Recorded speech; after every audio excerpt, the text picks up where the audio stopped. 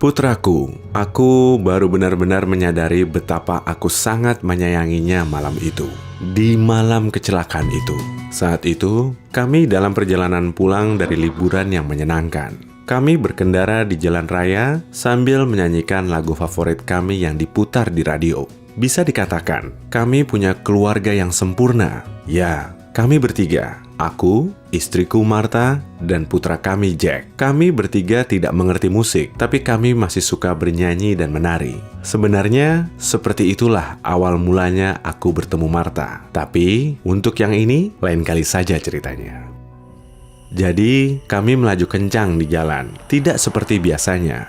Kami begitu senang dan riang. Saat itu larut malam, tapi langit masih cukup terang, udaranya segar dan jernih. Aku menyetir. Istriku duduk di sampingku, dan Jack ada di kursi belakang di belakang istriku. Aku sama sekali tidak melihat jeep itu. Pria yang mengendarainya mengatakan dia juga tak melihat kami. Tapi entahlah, aku tak tahu apa yang harus kupikirkan. Intinya, dia menabrak kami dari kanan. Dan mobil kami tergelincir di sepanjang jalan sekitar 3,6 meter sebelum berhenti. Aku pingsan beberapa saat. Kepalaku terbentur ke jendela pengemudi, tapi tidak terluka. Saat tersadar, aku takut melihat ke sebelah kananku, tapi aku harus melakukannya. Pada awalnya, jantungku berdegup kencang.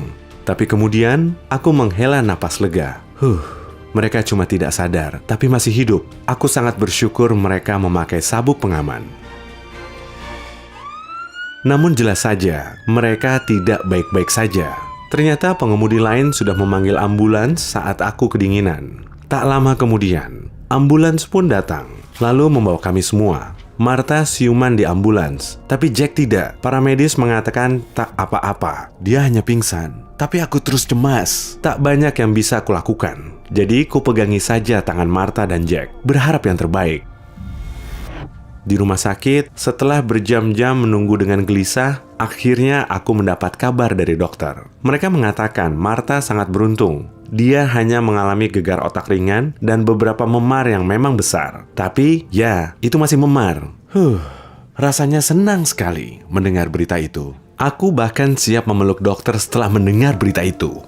Tentu saja, aku tidak melakukannya. Aku hanya tersenyum lega dan berterima kasih. Tapi, dia tidak membalas senyumku. Saat itulah aku tahu, ada yang tidak beres dengan Jack.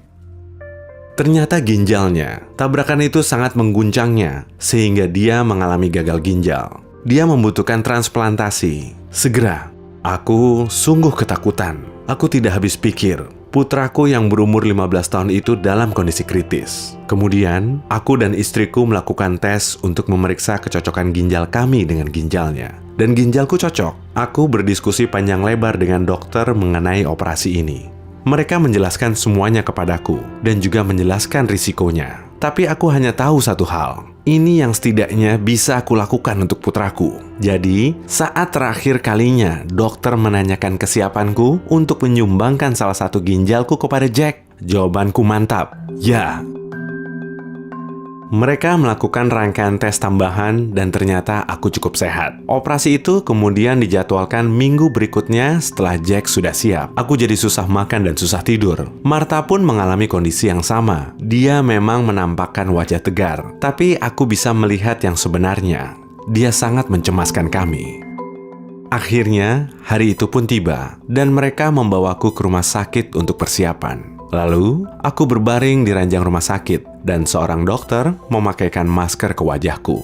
Dia memintaku untuk berhitung dari 10 sampai 1. Aku menghitung sampai 7 dan kemudian tak ingat lagi.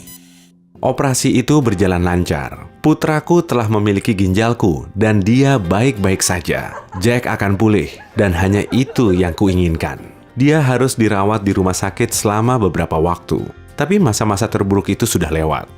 Martha menungguinya setiap hari, duduk di sebelahnya di atas tempat tidurnya, dan mereka terus bicara, mengobrolkan ini dan itu. Aku sangat terharu menyaksikan mereka. Merekalah orang-orang yang paling kusayangi dalam hidupku. Dalam waktu 3 minggu, akhirnya Jack bisa pulang.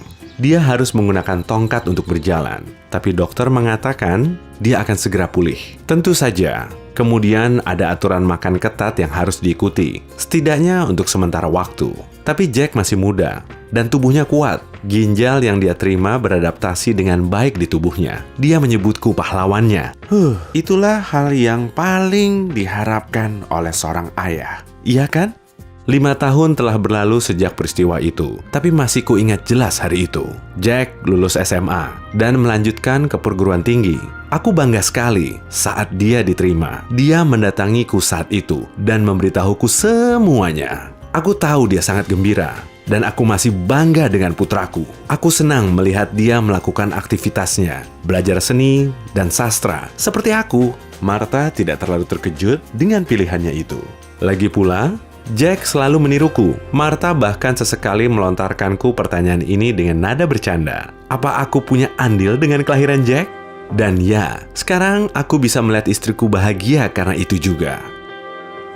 Mereka mengunjungiku hampir setiap bulan. Duduk di sampingku, berbagi kabar, menceritakan semua hal yang kulewatkan, dan memberitahuku kesibukan mereka saat ini.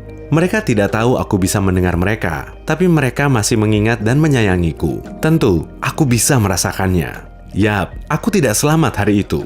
Tapi tak apa, aku sudah siap dengan itu. Bagaimanapun juga, yang terpenting, putraku yang begitu cerdas dan penuh potensi itu harus baik-baik saja. Dan itulah yang setidaknya bisa kulakukan untuk dia.